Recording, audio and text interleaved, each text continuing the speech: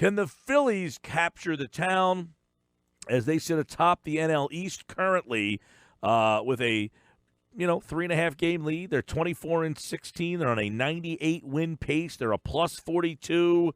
And that is a very big area where you look at plus minus differential, run differential. They're a plus 42. The next team in the division, Atlanta, is a plus 1. They've won 7 out of 10. So let's bring in Frank Klose from 97.3 ESPN.com and talk a little Phillies baseball. First place Phillies baseball. Frank, what's going on? Not much. How are you, Mike? All is good, and I know people may not have been paying a lot of attention to this Phillies team, but they are in first place, and it's kind of, I don't want to say in spite of Bryce Harper, but he has not been the Bryce Harper that's in the MVP race here, but yet here they are in first place. What are some of the things that the Phillies have continued to do well, even with Harper not being at his best right now? Well, I think with Bryce Harper, he's doing what he's kind of done the rest of his career, which is to have his hot moments and have his cold moments. And luckily for the Phillies, he had one of his hot moments to open the season, and it really set a tone. With all the excitement that the Phillies fans had leading into the season, and with Bryce Harper right away playing his old team and coming up huge, he really got them off to a great start and really helped set the tone. But lately, he's been struggling a little bit. I think what we're seeing now is typical of Bryce Harper, where pitchers aren't pitching to him. He gets a little anxious or a little eager, swings at pitches he shouldn't for a while. But we still see him taking some walks. We still see him making some nice plays in the field. Like last night, he made a nice diving play that kept the Phillies out of some trouble. And we see him still scoring runs. But most importantly, his presence really does change how the lineup is constructed. And even when he's not firing on all cylinders, the way it's set up, and with other teams' pitchers still not wanting to throw Bryce Harper something that he can hit, it's going to lead to a lot of success for the Phillies. And if your team has Andrew McCutchen, Gene Segura, Rhys Hoskins, and JT Realmuto all right around him, they're going to have some success. Whether he is going 4 for 4 or 0 for 4, he's still providing tremendous value to that Phillies team. Okay, let's dive into some of the mailbag questions. We'll talk some more Phillies now with Frank. Cole Irvin, if you weren't paying attention, Cole Irvin pitched on Sunday, maintained reasonable success. Eric wants to know, would you finally make the move of Vince Velasquez to the bullpen, huh? Yeah, I think this is a change that the Phillies might have made anyway. If you remember a week ago, I was sort of advocating the Phillies not give Vince Velasquez another start and call up Cole Irvin from the minor leagues.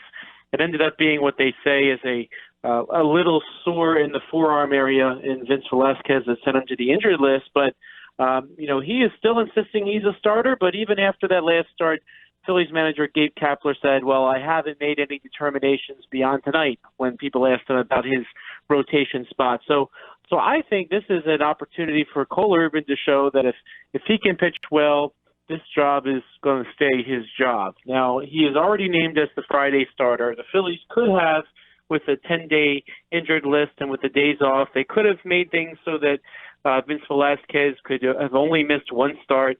That's something you can do now with the way that the 10-day injured list works. But they're going to give Cole Irvin that second start. They've said that he's earned that second start. But when it comes to Vince Velasquez or Nick Pivetta or anybody else, the Phillies have made it clear that they're there to win, and they're going to win with the best guys that give them the best chance to win any given night, and nothing is going to be guaranteed for Vince Velasquez. And Mike, this is not the Phillies of 2016 or 2017 or 2018 where there's room to sit around and wait for him to sort of get his act together.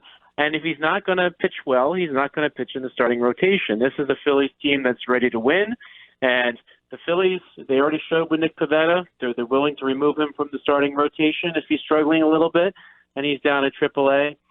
Vince Velasquez, I think when he comes back, they're going to have some decisions to make, and if Cole Irvin pitches well, I don't think they're going to take him out of the starting rotation because they're to win. But you know what? There might be some opportunities for either Pivetta or Velasquez in the bullpen, only because we saw Edobre Ramos hit the 10-day injured list last night.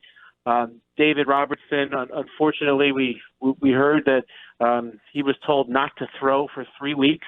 That means if he can't throw for 3 weeks, he's not coming back in 3 weeks. You're probably talking at some point as late as maybe July that you're going to see David Robertson. So there could be an opportunity for Pivetta or Velasquez to step up and take that role. But, the Phillies aren't going to replace Aaron Nola in the rotation, even if he's struggling a little bit. Jake Arrieta is not going anywhere. Zach Eflin has two complete games out of 3 and 3 wins in a row. He's not going anywhere. And a team that's trying to win, they're not going to let a guy like Velasquez or Pivetta hold them back when they have other opportunities with somebody like Cole Irvin or, as we saw, Jared Eichhoff, really embraced his role as a starter. So I don't think it's any guarantee that Velasquez is coming back to this rotation. In fact, I would lean against it at this point. Yeah, and you mentioned that outline, the bullpen situations. I saw Ken Rosenthal kind of say, hey, the Phillies are one team that maybe could be calling regarding Kimbrel, and yet they're not jumping in there yet. But people are wondering why, with all the injuries that you outlined, maybe they feel like they have an in-house candidate with Velasquez. Well, I've always kind of said that I thought that Nick Pivetta was the guy that has the best potential to be the back-end reliever. That hasn't happened thus far. He's had the opportunities to start. I'm actually personally kind of interested to see how Pivetta could do with that role. Velasquez, he's still saying, well, look, I'm a starter, so is he really going to embrace that role, or will he be upset because it's a quote-unquote demotion? But we see these relievers making double digits of millions of dollars every year now. I think if either of them took it and ran with it, they might have an opportunity. But the Phillies are almost at the point where they have to try one of their starters in the bullpen, and it's going to be one of those two if they're going to go that route. All right, Brian wants to know, Erik Kratz designated for assignment, better backup option than Andrew Knapp. I'm kind of confused by all the hate for Andrew Knapp. For one, he's the backup catcher of all things. I get that he's batting 156, but maybe people haven't realized that Erik Kratz, for a great guy as he is, he was only batting 125, and that's why he did not keep his spot in San Francisco. And look, I want to point out, too, for the Phillies fans that might be frustrated with Andrew Knapp in terms of his bat, but let's take a look at those last 3 Zach Eflin starts. So Andrew Knapp caught all 3 of them. He's got two complete games for Eflin. One of them was a complete game shutout. The other start was a 7-inning dominant performance that was a win. And if you look the way the schedule lies this week, Zach Eflin is supposed to pitch on Thursday, which is a 1:00 game. It's a day game after a night game. Guess who's probably going to catch him again? And that's probably Andrew Knapp. So he hasn't been named the personal catcher of Zach Eflin, and Gabe Kapler was pretty clear that he was not. But they're really working on all cylinders right now. And if your backup catcher only starts once a week, and if that start each week is a start like that for Zach Eflin, there's really no reason to make a change. And if the Phillies want to stash a veteran like Kratz at AAA, I think Erik Kratz, somebody's going to pick him up. They're going to put him at AAA, and he'll be there in case there's an injury. I think the Phillies are kind of covered because they have Rob Brantley playing well and David Gruyan at AAA playing pretty well. And they even have Matt McBride behind him, who plays some first base for them too, that could catch. So I think the Phillies are kind of okay at the catching position for right now for what Erik Kratz would bring to a team. But that said, I think he's a tremendous guy. He was a great asset to the organization. Hey, maybe he'll coach someday for the organization, but I don't see him as a fit at the moment. All right, interesting question here. Scott Kingery, where do you expect him to play when he is ready to go, and who gets bumped from the 25-man roster when he's activated? So Kingery was supposed to make a rehab start last night at Class A Lakewood. That game got rained out. He'll be there tonight. But the plan is supposed to be that Kingery is going to play some center field, some second base, some shortstop, some third base. And I think the plan when he comes back is going to be to start 2 to 3 days a week at among all those different positions. Now, if you look around the diamond, Maikel Franco, he's had his really good moments, but he seems like someone who's struggling a little bit right now at the plate. He's a little tired, perhaps. There's a day a week that he could get a start. Cesar Hernandez is actually playing very well right now, but of course he had some moments where he was struggling a little bit. That would be a good opportunity to give him a day off with Scott Kingery at second base. Gene Segura has been tremendous. He could use a day off. He's a veteran player. And Odubel Herrera right now is kind of the lone center fielder that the team has. Now, they've thrown Andrew McCutchen out there, and he's performed admirably. But, you'd like to have a right-handed option in center field, so I think he's going to play there. So I could see him starting 2 to 3 days a week easily on this roster. When you get to the point later in the season where there's a designated hitter, he will spell somebody in the field as they serve as a designated hitter, I would imagine. And so Kingery's going to play a lot. He'll be the first pinch hitter off the bench. But in terms of who goes, I think right now it's kind of a toss-up between Sean Rodriguez and Phil Gosselin. Both have hit pretty well in their time. Both can play some infield. Both can play some outfield. Maybe last night's an indication because Phil Gosselin was the one that was called as the pinch hitter, and we haven't really seen Rodriguez in a while, especially with that series in Kansas City where there was a designated hitter and not the need for a pinch hitter like we usually see. So it's kind of a toss-up. It might just be a tough decision for them to make. They might try to decide who they can slip through waivers the best, but unfortunately it's going to be one of the two most likely. But I say that with pause because if you remember, the Phillies were supposed to make a tough decision on their outfielders, and when Odubel Herrera got hurt just in time for Roman Quinn to come off the disabled list. So they'll probably wait till the last minute to decide who they have to cut, but because you never really know who's going to get hurt. Yeah, and the Phils, if there's an area that if the trade talk starts up, which gets here pretty quickly, where do you think Matt Klentak would ultimately make his first move if he has to do something? I mean, it would be nice to see a bench bat that could play some infield and some outfield, maybe at the left-handed side. Nick Williams still has a minor league option. I mean, he hasn't hit that great. I mean, he certainly had some really good moments this year in the field, and he's had some big hits at the plate. But it might be a situation where by July 31st you have to make a trade and stash Nick Williams at AAA till the end of the month, and then you're up at full strength again come September 1st when you can add not as many as last year where the Phillies had 40, but you could add a few extra players. You might see a situation there where that bench bat would come from the outside first, but and then certainly if there's any relief help, especially if David Robertson is hurting, I think, luckily for the Phillies, their bullpen's been very well rested as of late, and that enabled them to pitch six different relievers last night, and Hector Neris kept his coat on, which means he's going to be available tonight, which is a good thing. And we also saw Garcia was the other one not used, so you have only a couple rested arms. So it would be nice to have that other veteran guy that David Robertson was supposed to be, that isn't going to blow up when you put him into a game. And keep an eye on Tommy Hunter. If he gets better, he could be that guy. And a lot depends on who's out there. I mean, without an August 31st trade deadline like we had in the past, the Phillies have to make a decision, and other teams have to make a decision a lot sooner. So it'd be really interesting to see this year, and I'm sure they're going to be gauging the guy's health over the next couple months to see if it's worth to try to add an arm. And again, the rosters don't expand as big as they used to. So this is going to be really interesting. It's kind of uncharted territory for a lot of teams as to how they're going to approach this trade deadline, knowing that July 31st is the real trade deadline, and there's no opportunity to add anybody else later. So be very an intriguing trade deadline this year.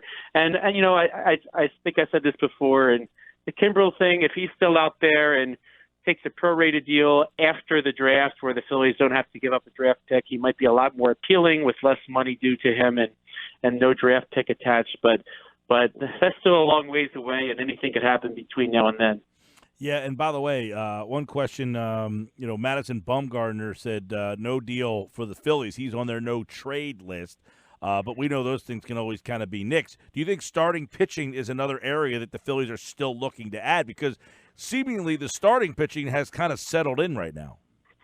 I think if they make a move, we kind of talked about this before around Cole Irvin. If he's settling and pitching well, I mean, maybe they just decide to roll with it. Or if he's showing some signs that, maybe he's not the guy just yet, maybe they do want to upgrade and get a more reliable left-handed starter down the stretch. Now, I think even though, and I wrote about this on 97.3ESPN.com, even though Madison Bumgarner kind of strategically picked his no-trade list to basically build leverage for the team is probably most likely to acquire him. That's why the Phillies are on that list.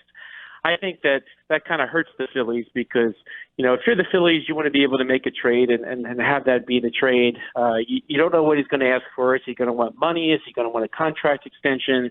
It might end up being too much trouble, even though Madison Bumgarner might not necessarily want to reject a trade to the Phillies. But I would keep an eye on Mike Minor, who's pitched very, very well for the Texas Rangers. Keep an eye on Robbie Ray and the Arizona Diamondbacks, depending on how well they're doing.